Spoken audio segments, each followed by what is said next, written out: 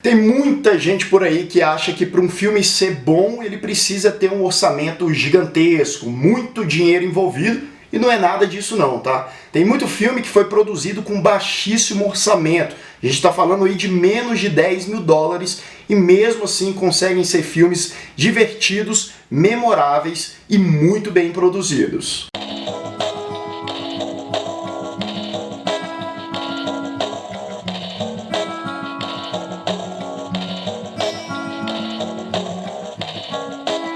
Sejam todos muito bem-vindos a mais um Refúgio Cult, meus amigos. Hoje vamos falar desses filmes aí baratões.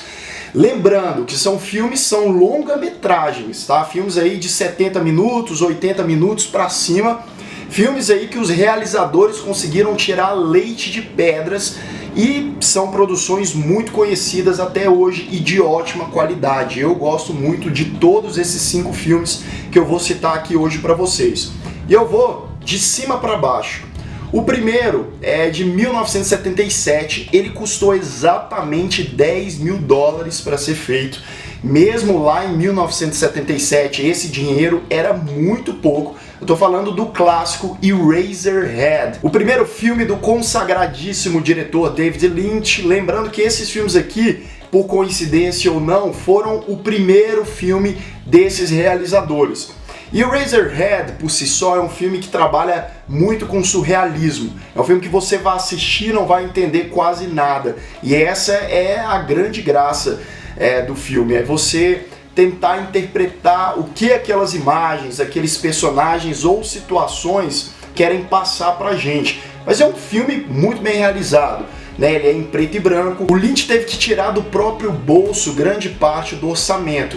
E outra parte foi financiada pela American Film Institute, e que ajudou e atrapalhou ao mesmo tempo, que até eles conseguirem aprovar essa verba, e o processo de desenvolvimento do filme durou cerca de nada mais e nada menos do que 6 anos, para você ver que às vezes tendo uma produtora, né, o processo ali fica mais dificultoso de ser realizado. Mesmo assim, o David Lynch insistiu na ideia, foi lá, filmou, com várias dificuldades ali, várias limitações de ambientações. A gente acompanha o personagem do Henry, que é um cara diferentão e tal, que vive num lugar bem claustrofóbico, num lugar envolto de usinas e tal.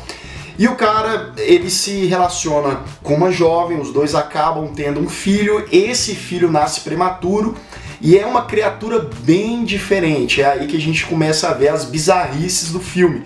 É um bebezinho ali que parece um dinossauro mal formado e tal. E a gente vê as dificuldades desse pai quando ele é abandonado por essa mulher. E ele se depara com pensamentos e situações bem fora do comum. Inclusive personagens aí que são bastante marcantes por conta do seu visual ou da sua forma física. O filme no início não foi muito bem aceito pelo público. Na época de lançamento dele, poucas pessoas foram ao cinema, mas os distribuidores insistiram muito, colocaram o filme em exibições da meia-noite, as pessoas foram cultualizando mais a obra e no fim das contas ele acabou arrecadando aí um total de 7 milhões de dólares. Para um filme que custou 10 mil dólares, isso é muita coisa.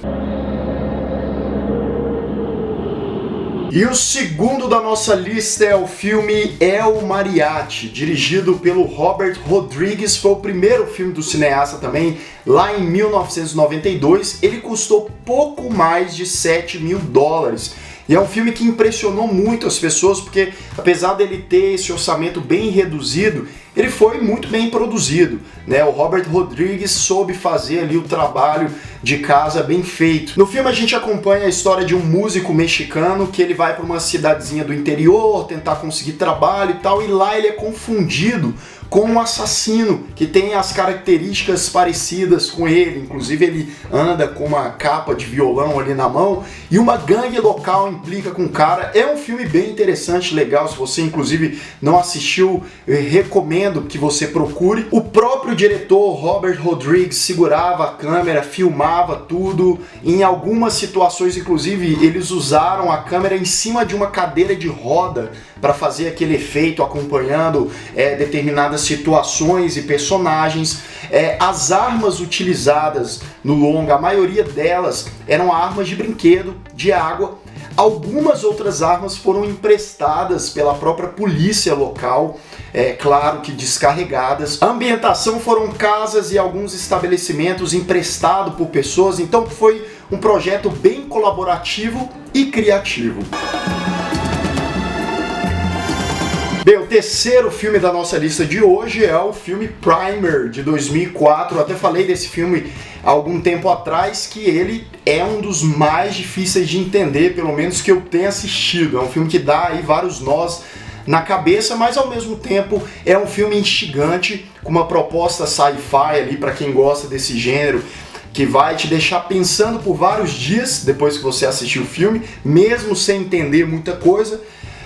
E esse filme foi produzido com nada mais e nada menos que apenas $7 mil.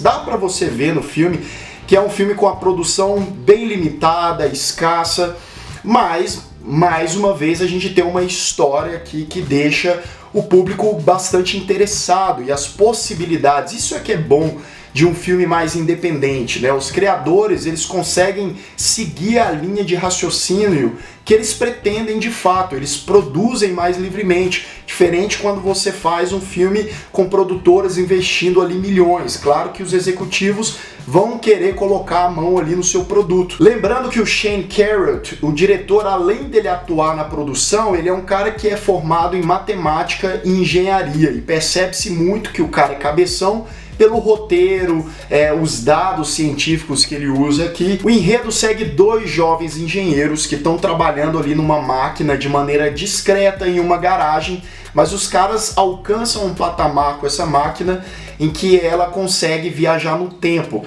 né? As possibilidades que a máquina pode dar para eles ali acaba sendo mais do que eles próprios imaginavam. É claro que as circunstâncias desse acontecimento vão muito além disso, e o filme é palpado principalmente nos seus diálogos.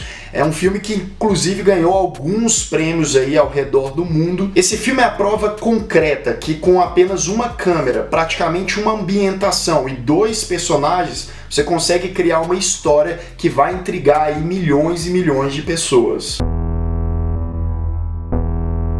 E o penúltimo da lista de hoje é o filme Following, de 1998. Foi também o primeiro filme do Christopher Nolan, hoje cineasta conhecidíssimo. Já fez aí vários filmes de orçamento lá em cima, né, com a Warner e tal. Fez lá a trilogia do Batman, A Origem. Mais recentemente fez o seu épico de guerra e o Dunkirk. Mas há 20 anos atrás, o Christopher Nolan fez uma coisa muito mais simplista, minimalista, e com apenas $6 mil ele realizou essa produção.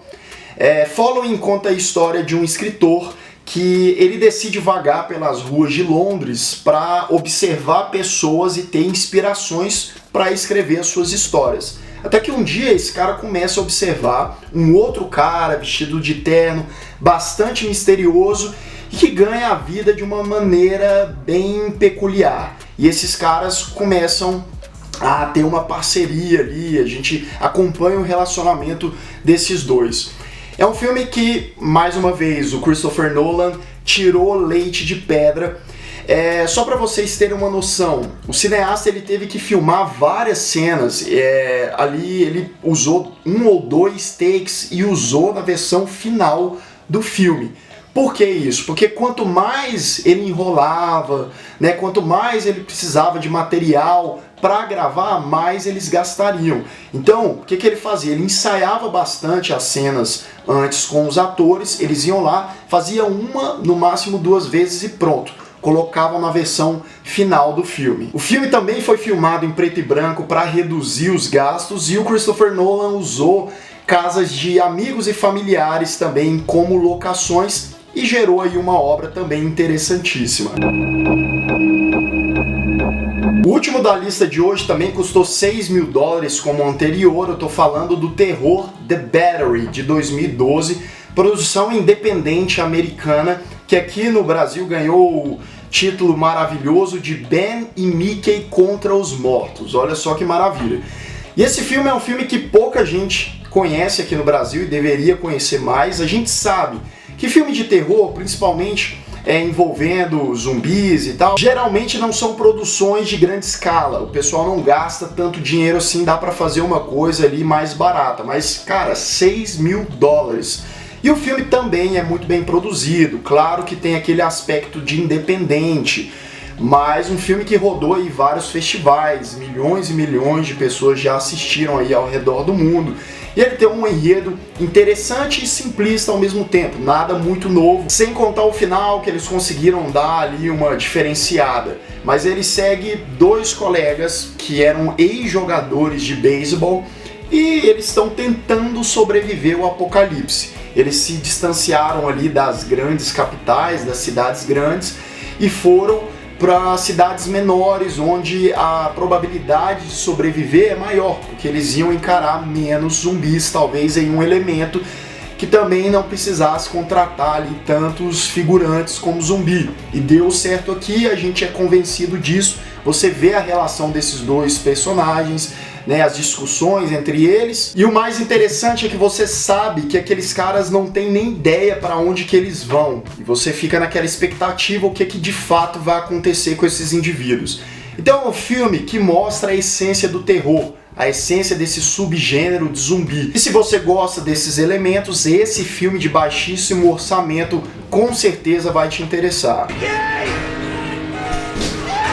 Bem, então é isso, galera. Filmes aí realizados com o mínimo de orçamento possível. Se você tem um desejo de ser cineasta e tal e acha que isso é impossível, cara, não é.